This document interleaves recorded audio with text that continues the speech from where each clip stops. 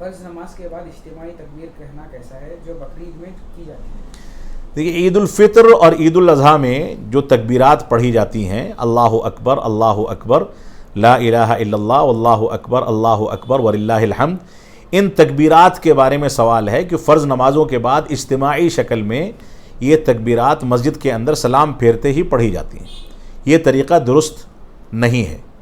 بعض لوگوں نے تفریق کی ہے تکبیر مقید اور تکبیر مطلق، یعنی مطلقاً تکبیرات پڑھنا اور مقید تکبیرات پڑھنا۔ مقید تکبیرات سے مراد ہے نمازوں کے بعد مقید ہو کر کے تکبیرات بلند آواز سے پکارنا۔ یہ مطلق اور مقید کی تفریق جو ہے یہ قرآن و سنت کے خلاف ہے، اس طرح کی کوئی دلیل نہیں ملتی۔ اور نمازوں کے بعد اجتماعی شکل میں تکبیرات پکارنا یہ بھی صحیح نہیں ہے، یہ بھی بدعت کے زمرے میں آ سکتا ہے اگر انسان اس کو اپنی ذمہ داری یا عبادت سمجھ کر کے انجام دے۔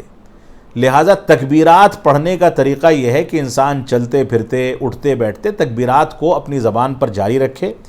اس میں اجتماعی شکل میں تکبیرات نہیں پڑھی جانی چاہیے اور نہ ہی کوئی وقت مقید اور محدود کیا جانا چاہیے، بلکہ ہر وقت اس کا اہتمام کیا جانا چاہیے۔